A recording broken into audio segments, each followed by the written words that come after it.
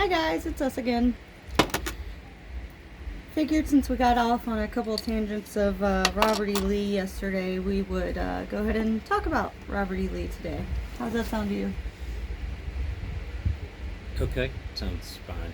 Yes, You guess. I guess. Hey, little tangent.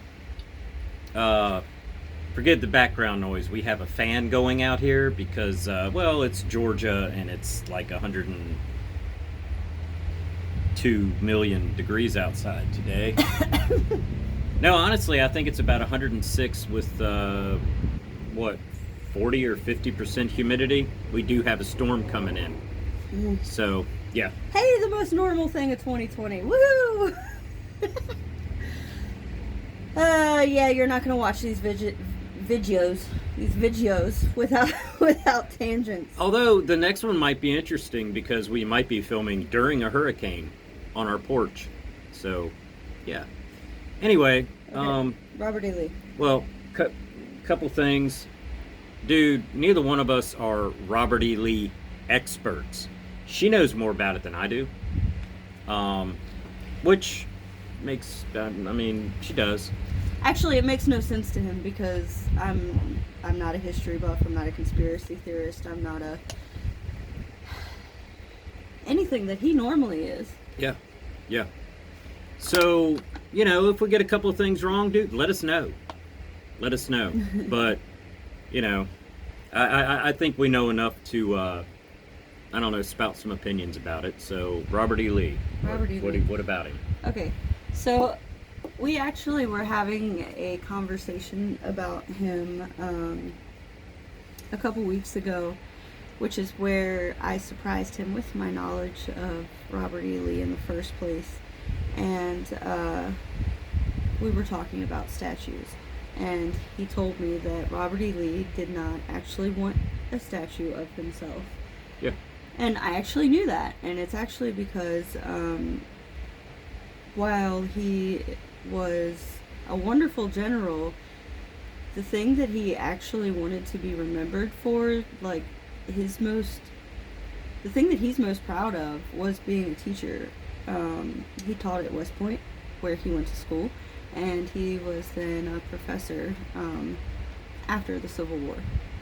Yeah, and he didn't want anything divisive up. I mean, George Washington was his idol, his absolute idol. Do you know why? Probably not as much as you know why, but why? Because his father served in General Washington's army. Okay. Yes, I did know that. Okay, Thank you very much. But hey, I knew that. But no, he thought that statues would be a horrible, like a reminder of horrible things. My personal opinion is if I had surrendered the Confederate Army, I probably wouldn't want statues put up of me either, because it's hard to tell what they would look like. I would be wearing a dunce cap or whatever. But regardless of how you feel about what caused the Civil War, we can argue about that all day long. But I'm not here to talk about Robert E. Lee War. was a sharp general. I mean, he was brilliant. He was a smart man. Some of the things that he did was ingenious. He graduated second in his class at West Point. Do you know he ended up going to West Point because his father self-exiled himself to the Barbados because of to the Barbados Islands. Yeah. Here, let me take a drink of the drink. Anyway. Shut up. Okay, shut up. To Barbados. Is that better? Yes. Anyways, for some bad financial decisions, which of course left the Lee family in not a great financial situation. So he could not attend UVA where he wanted to go, and so he got into West Point, graduated second in his class, no demerits. Forgot where I was going with that. I have no idea. Well, he just opened the door and totally made me So, lose my train of thought. Okay, so what about Robert E. Lee? I mean, okay, he went to West Point. We get it. He was a good general. We get it. I know, but I forgot where I was going with it. I have no idea. Oh, okay. So in the Okay. in the Army, before they started giving out medals of honor for like Medals of honor, you know, the medals that people get for doing honorable things. See, this is why I don't normally talk to him about things that I know, because I don't have as Well, you're getting ready to explain to people what medals of honor are. They probably know. My vocabulary is not as eloquent as his, but anyways, it's because I fine. Tell the people what medals of honor are. I don't need to. Okay. Anyways, thank you. That was my point. They just promoted people, basically, and in the Mexican-American War, he was promoted 3 times. That's how he became Colonel Lee. Right. So before they actually had medals of honor, you got a position instead of a medal. Right. That's cool. And honestly, that's probably better than getting a medal. Probably. And I got shot in this war, and all I got was this purple medal. Oh my God. No. Anyways, and the general or whoever it was that he fought under in the Mexican-American War is actually the one who recommended She's folding a towel in her lap in case you're wondering why she's not addressing you. So I could do this. Anyway, there you go. So the person he fought under in the Mexican-American War, I mean, is the one who recommended him to run the Union Army, or I guess they didn't really call it the Union Army at the time, the American Army, to Lincoln, and he declined and then resigned and said that he would never pick up his sword again unless it was to defend his state. So guess what happened? Virginia left the Union. So how long after that was that, do you know? I don't. Okay. I would like to think it was about 5 minutes after he said, "I will never pick up my sword unless it is to..." Wait, what? What? Oh, I have to defend...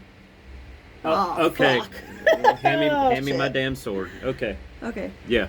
So, what language? Okay. I use fuck like a comma, okay? Yeah, but we're on YouTube. Anyway, they have a kids YouTube. I'm pretty sure I'm not on kids YouTube. Okay. YouTube will take your video off if you so much as breathe in a way that is mildly offensive to someone thousands of miles away from anyone you know. I would just like to make sure that we don't get deleted. I am sorry if I have offended anybody with my foul language.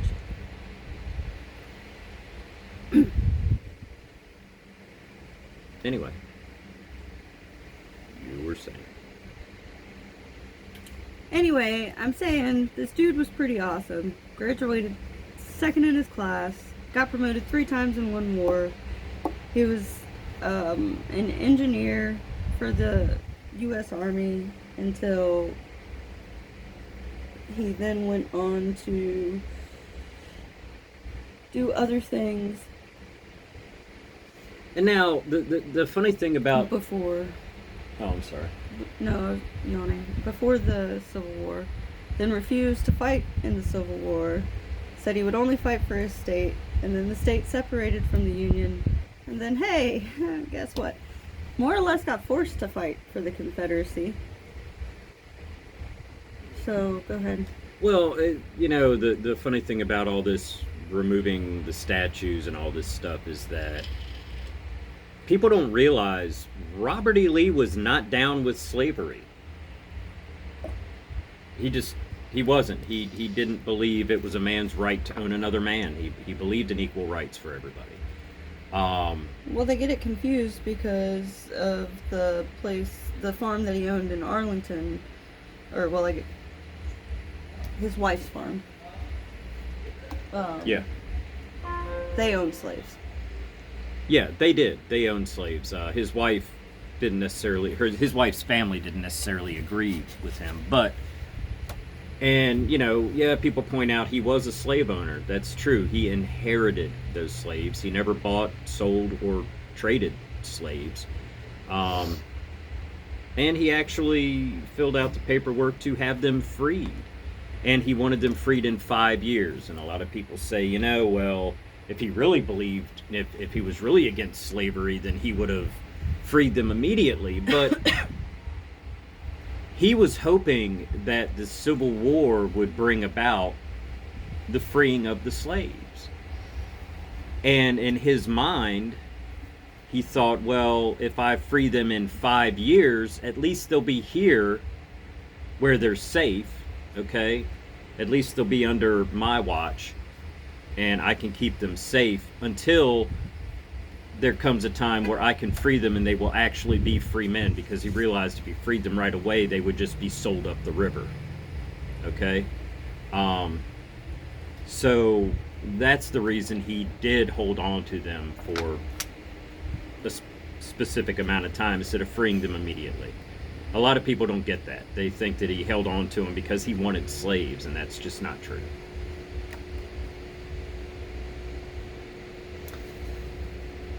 Yeah. So, Stonewall Jackson comes up a lot with Robert E. Lee too, because he was like his left-hand man, and I don't know a lot about Stonewall Jackson actually, other than he basically died like in one of the battles very shortly before Gettysburg, which of course we all know Gettysburg is where Lee surrendered. And this is more, I think, opinion and maybe / conspiracy theory than any research of mine or anything with the whole Gettysburg thing. But we do know for a fact that Lee did not send anybody into Gettysburg to do any kind of like reconnaissance or like scouting or anything. Like, he sent all of his troops in. Yeah, just in. Yeah. And that really wasn't his style. He believed in scouting, he believed in reconnaissance, he believed in actually thinking before he acted. As does pretty much any good general, any good military person. Like, they're...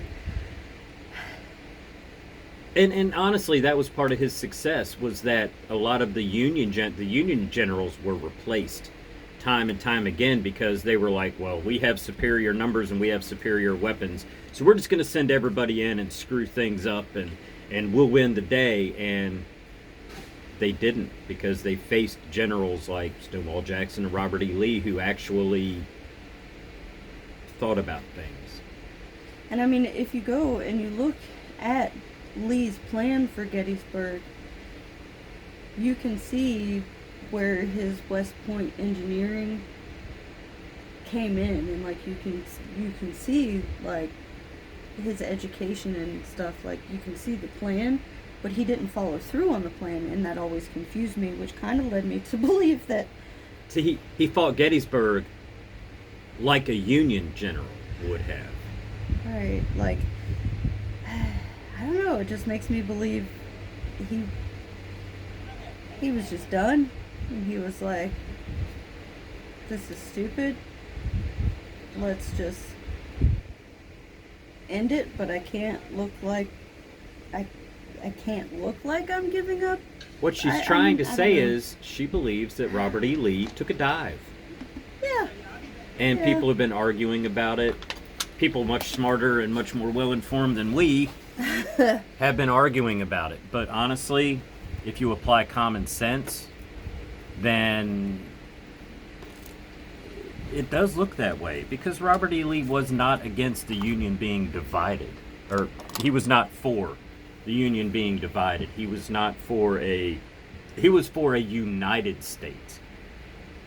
He wasn't down with slavery. So, yeah, I mean, there's a chance that that's what actually happened. And he was very quiet about his reasons. There's almost nothing written about his reasons for surrendering the Confederate Army. I'm sure a lot of our friends who, you know, our Southern friends would completely disagree with us. And that's fine. But I think it's a good point. Yeah. Anyway, that was our tangent from yesterday. So feel free to comment and let's conversate. Give us some ideas of what you'd like to hear us talk about.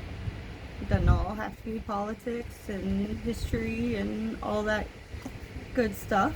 To anybody that knows us, and you know what our family is like, ask us about that or whatever. Yeah. I'm down for whatever. Yeah. This is fun.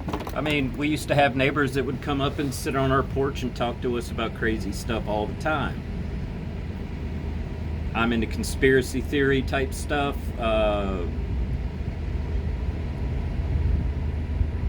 Like why the government makes the trains run right when we're recording. They run every fucking hour. They're annoying. Oh, whoops. Mouth. Like why YouTube is getting rid of videos for people using the word. But honestly,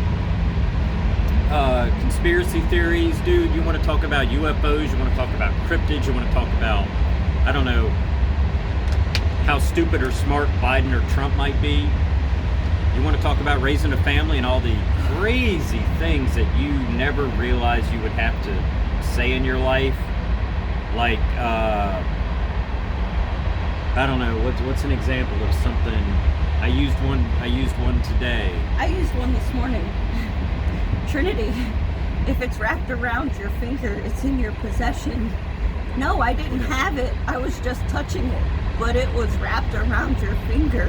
Yeah. But I didn't have it. What? What the what? Yeah. What? Yeah. I am sharing. I'm allowing her to look at it. Or just questions like, why is there a bar of soap in the toilet? Just, you know, things like that. But anyway, if you want to ask us... Trinity, why is your phone in the refrigerator? Dude, if anything you guys want to ask, let us know. Because frankly, if you leave it up to us to come up with ideas to post these videos, you may or may not like what you get. Anyway, with that said... Bye! Later.